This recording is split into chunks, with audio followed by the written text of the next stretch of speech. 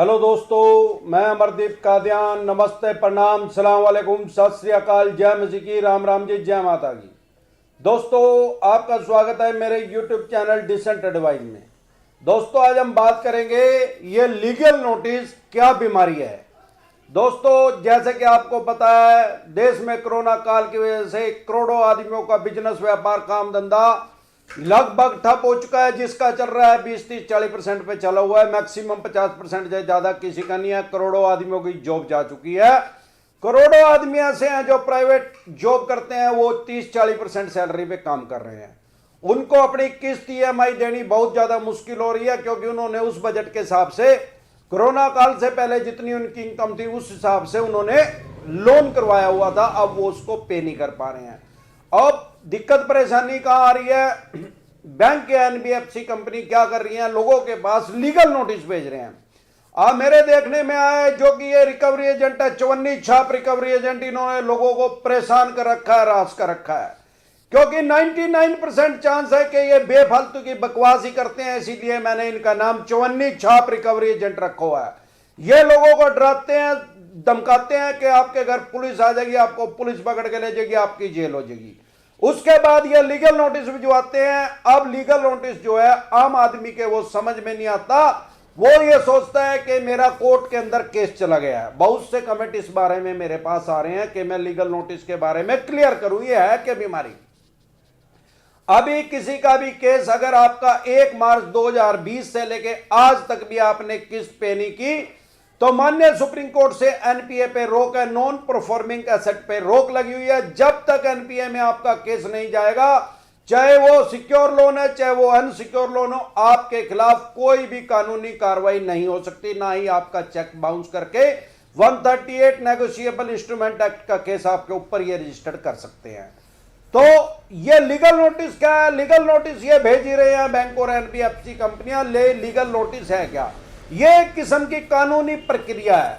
अब अगर आपके पास पहली बार लीगल नोटिस आया, वो लीगल नोटिस क्या है? इनके वकील होते हैं बैंक और एनबीएफसी कंपनियों के, इन्होंने परमानेंट सैलरी पर उनको लगाया होता है। चाहे ये 100 नोटिस भिजवाओ, चाहे 10,000 नोटिस भिजवाओ, उससे इनको सैलरी उतनी देनी पड़ती है। तो इनको अलग से उसकी कोई फीस नहीं देनी पड़ती। जहां तक मैंने देखा है, लगभग सभी कंपनियां या बैंक ऐसे परमानेंट सैलरी पे इनको रखते हैं। अब होता क्या है, मान लो आपके पास आपकी ईएमआई बाउंस होगी 1, 2, 3 या कितनी भी, तो आपके पास एक लीगल नोटिस आएगा। उस लीगल नोटिस में सारी बातें लिखी होंगी कि आपका अकाउंट नंबर इतना, एड्रेस ये है, आपने इतनी किस्त बाउंस कर दी है, इतनी पेनल्टी लगी हुई है, आप इतने पैसे दे दो।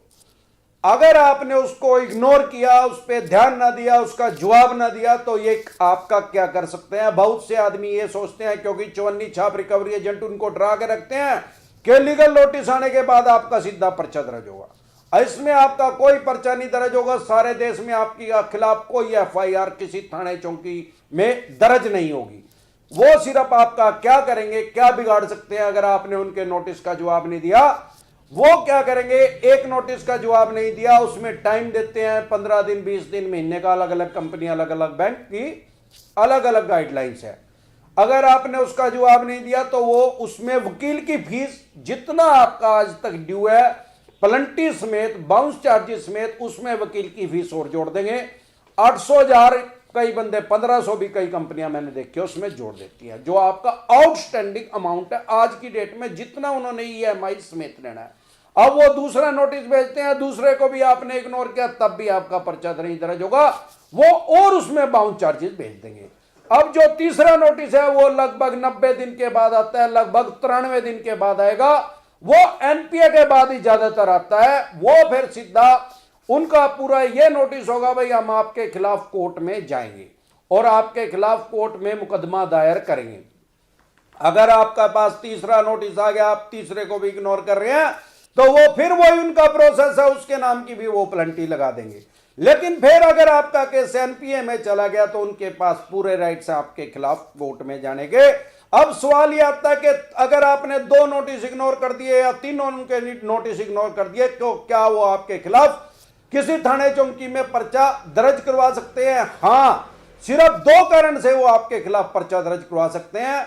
एक तो अगर आपने कोई फेक डॉक्यूमेंट्स दिया जब आपने लोन लिया था, चाहे वो सिक्योर लोन था, चाहे अनसिक्योर लोन था, चाहे क्रेडिट कार्ड का था या कैसा भी ऑनलाइन भी लिया आपने ऐप से, अगर आपने कोई फेक डॉक्यूमेंट्स उनको दे दिया, फॉर एग्जांपल आपने स्टेटमेंट किसी और की दे दी, या आधार कार्ड, या आपने अपना बिजली का बिल किसी और का दे दिया, या एड्रेस गलत दे दिया, इस टाइप का आपने कोई फेक डॉक्यूमेंट्स यूज किया है, तो आपके खिलाफ वो बैंक या एनबीएफसी कंपनी थाने चौकी में पर्चा दर्ज करवा सकते हैं।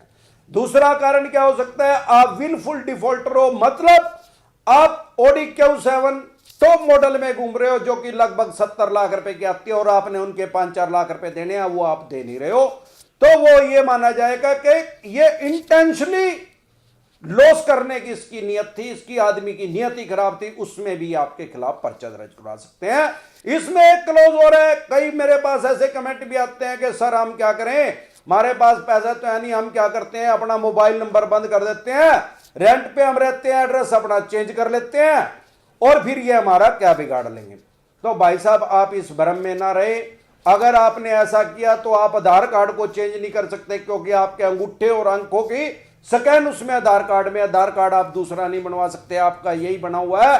पैन कार्ड भी आपका बना हुआ है, वही पैन कार्ड भी दोबारा नहीं बनता किसी आदमी का, तो आप इस भ्रम में ना रहें, उसमें भी आपके खिलाफ केस रजिस्टर्ड हो सकता है, आपके खिलाफ पर्चा दर्ज हो सकता है, FIR लॉज हो सकती है, 420C में आपका पर्चा दर्ज हो सकता है कि आपने बैंक या एनबीएफसी कंपनी के साथ आप फ्रॉड कर रहे हैं।